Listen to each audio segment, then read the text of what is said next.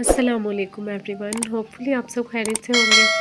अच्छा जी, आज बच्चों को तैयार कर दिया था, हस्बैंड को भी, और खाना वगैरह नाश्ता वगैरह करके सब चले गए थे स्कूल। तो ये मोहम्मद मुइज़ साहब के बड़े एक्शन चलते हैं स्कूल जाते हुए कि मैंने नहीं जाना। 8 बज रहे थे, 8 सवा 8 ना। तो अभी इनका रिक्शे वाला नहीं था आया, तो मैंने फिर फ़ौरन से वॉशिंग लगा ली। मैंने कहा चले जी, जो इनके थोड़े साथ थर्सडे था, मैंने कहा चलें कल फ्राइडे होगा तो कल सब ये नहाएंगे और इनके कपड़े वगैरह ढेर सारे हो जाएंगे संडे तक। तो आज मैं थोड़े से साथ ही धो लेती हूँ।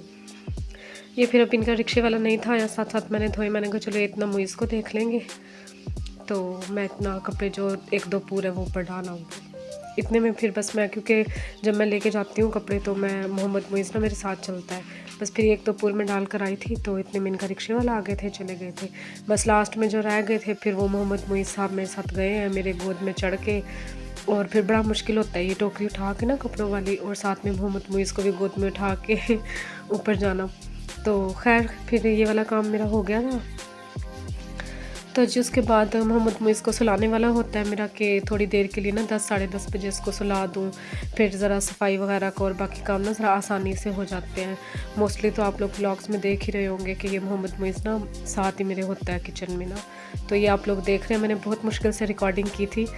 आज मैंने इसे बोला कि आप आगे आगे चलो और मैं पीछे से आती हूँ टोकरी हाथ में लेके ना। खैर शुक्र अल्हम्दुलिल्लाह, पहली बार ये सीढ़ियों से चल पड़ा था। डर लगता है, हमारी ज़रा सीढ़ियाँ ना थोड़ा पुराना टाइप घर बना हुआ है, तो इन पे ज़रा बच्चे को लेके चलते हुए भी डर लगता है। वैसे मैं इसे गोद में ले जाती हूँ, फ़र्स्ट टाइम ये ऐसे खुद चल के आया हूँ सीढ़ियों से ये देख सकते हैं आप लोग, मैं इसे गोद में लेके आ रही हूँ और बहुत मुश्किल होता है, हाथ में टोकरी भी होती है और ये मोहम्मद मुइज़ भी गोद में चढ़ा रहता है मेरी।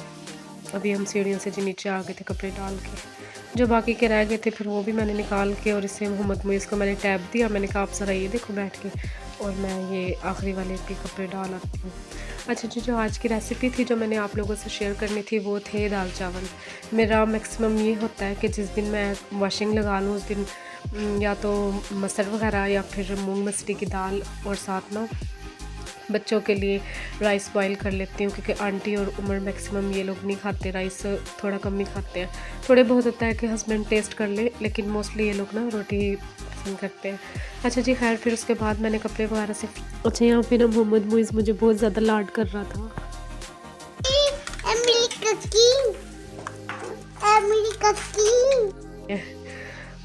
अच्छा जी, खैर उसके बाद फिर मैंने आटा गूँध के, और साथ ही मैंने कहा पहले मैं हांडी रख देती हूँ, फिर मैं सफाई करूँगी, क्योंकि एक वो सीक्वेंस से काम ना ज़रा मैनेज हो जाते हैं। फिर मैंने प्याज टमाटर कटिंग कर लिए थे और लहसुन अदरक, ये ज़रा मैं आज ना अपनी अम्मी के तरीके से आप लोगों से ना दाल की रेसिपी शेयर कर रही हूँ। मेरे ससुराल में तो कुकर में ही बनती है ये, लेकिन अम्मी मेरी ना बग़ैर कुकर के बनाती हैं और बड़ी मज़े की होती है उनकी दाल। ये मूँग मसर की दाल ले ली थी मैंने, और प्याज टमाटर लहसुन अदरक को ज़रा बारीक बारीक कटिंग कर लिया था। और फिर एक देचकी में पानी लेके, अच्छा मेरी अम्मी यूँ करती हैं कि पहले पानी को उबाल लेती हैं, मतलब एक उबाल आ जाए उसके बाद ये सारी चीज़ें डालती हैं। क्योंकि मैंने वीडियो रिकॉर्ड करनी थी और मेरे साथ बच्चों का भी होता है, इसलिए बस मैं जल्दी जल्दी कर रही थी। पानी में मैंने ये सारी चीज़ें डाल दी थी, प्याज टमाटर लहसुन अदरक, और साथ मैंने इसमें हल्दी पाउडर, लाल मिर्च का पाउडर, नमक, और जो सारे स्पाइसेस आप लोग अपनी मर्ज़ी से डालना चाहें वो डाल के, और फिर इसे चूल्हे पे रख देना।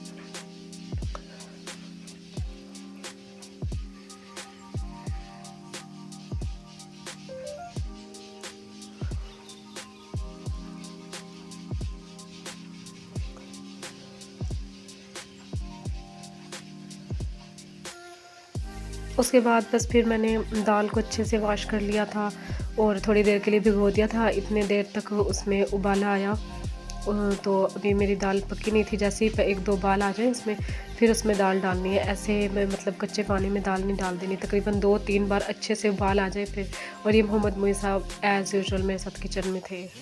अच्छा जी, मेरी दाल में उबाल आ गया था, उसके बाद फिर मैंने दाल को वॉश कर लिया था, और वो तो पहले ही बता दिया था आप लोगों को। साथ मैंने दूध वगैरह भी बॉयल कर लिया था, और साथ मैंने फिर ही जैसे बॉयल आया तो मैंने इसमें दाल डाल के और उसे ढक दिया था। अच्छा मेरी अम्मी कहती है कि चम्मच नहीं हिलाना होता इसमें मैंने आज उसी तरीके से बनाई है कि मैंने ना चम्मच नहीं था हिलाया। अम्मी कहती है दाल डाल के ना चम्मच नहीं लगाना पता नहीं होता होगा, इसमें भी कोई साइंस होती होगी। खैर जी, साथ मैंने खैर जी, मैंने 2 कमरों की तो चीज़ें समेट ली थी। ये जो बच्चों का मेरा मेन रूम होता है, यहाँ की सारी चीज़ें ऐसे बिखरी हुई थी, तो ये फिर मैंने फ़ौरन से समेटी सारी जल्दी-जल्दी। और फिर मैंने साथ ही ये जो मोटा-मोटा गंद होता है ना, ज़रा ये मैं फूल झाड़ू से कर लेती हूँ आगे-आगे से ना, क्योंकि फिर बाकी फ़र्श सारा धोना होता है, वो ज़रा डीपली वॉश कर लेती हूँ अच्छे से। लेकिन ये होता है कि अगर ये गंद ना उठाएँ और डायरेक्ट ही वॉश कर लें, तो वो फिर ये सारा गंद चिपकता है और इसे फिर उठाना बहुत मुश्किल हो जाता है। इसलिए फिर बस इस तरह से मैं ज़रा ये आगे-आगे से उठा के फिर सारा अच्छे से डीपली वॉश कर लेती हूँ। बस जी, फिर मेरा सफाई वगैरह को हो गया था। मैंने फिर साथ ही दाल चेक की, तो दाल मेरी ज़रा हो गई थी गाढ़ी, जिस तरह मैं चाह रही थी उस तरह की। अभी भी इसमें खैर थोड़ा-सा पानी था, फिर मैंने इसे 2-3 मिनट और पकाया था। उसके बाद जब ये हो गई थी थोड़ी, लग रहा था कि पानी मतलब ख़त्म हो गया और थोड़ी गाढ़ी-गाढ़ी हो गया। जैसे मतलब जब पकाएँगे पता चल ही जाता है। तो उसमें फिर मेरा एज़ यूजुअल जो मेरा होता है, 2 हरी मिर्च और 2 मैंने ये गोल मिर्चें ले ली थी, ये डाल दी थी इसमें। फिर इसको डालने के बाद थोड़ा-सा 2-3 मिनट और पकाना है, ताकि ये भी ज़रा सॉफ्ट हो जाए और इनका ज़रा जायका आ जाए। उसके बाद फिर मैंने इसमें डाला था, ये देख सकते हैं आप लोग, मेरा लहसुन और बे मिर्चें भी इसमें और हरी मिर्चें भी। बड़ी मज़े की लगती हैं सारी चीज़ें ना। हालाँकि मैंने खा लिया ये दाल, लेकिन अब देख के फिर दोबारा दिल कर रहा है खा लूँ। अच्छा जी, मैंने ऊपर इसके हरा धनिया डाल दिया था। मुझे तो बहुत पसंद है हरा धनिया दाल में, मैं तो ढेर सारा डालती हूँ।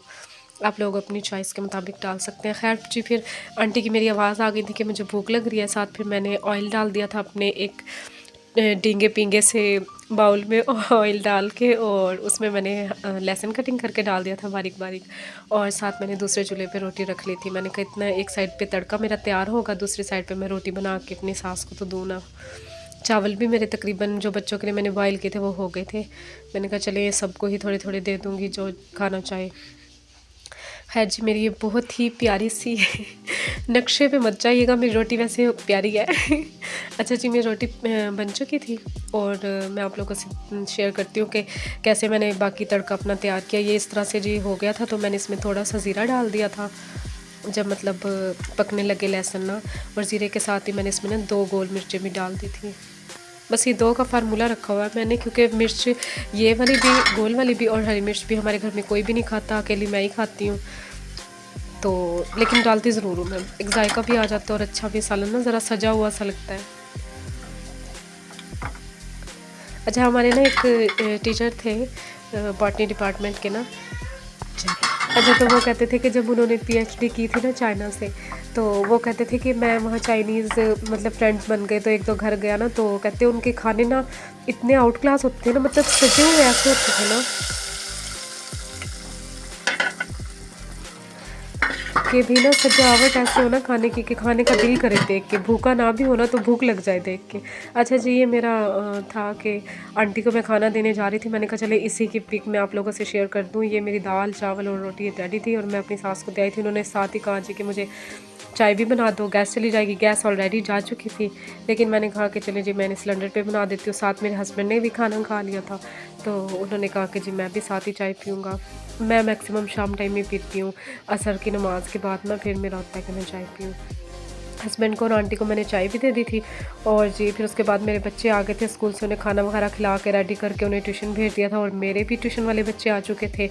बस मेरा लास्ट पे ये था, मैं ऊपर गई छत पे कपड़े उतारने, तो मैं ना ये स्टैंड पे कैमरा लगा गई थी अपना मोबाइल, और मैंने मोहम्मद मुइज़ से कहा कि सारे कपड़े उठा उठा के मैं नीचे गिरा रही हूँ, आपने चारपाई पे रखने हैं। और ये मेरे मोहम्मद मुइज़ ने, अच्छा फर्श गंदा नहीं था, धोया था मैंने, साफ़ था, इसलिए मैंने नीचे गिरा लिए थे कपड़े।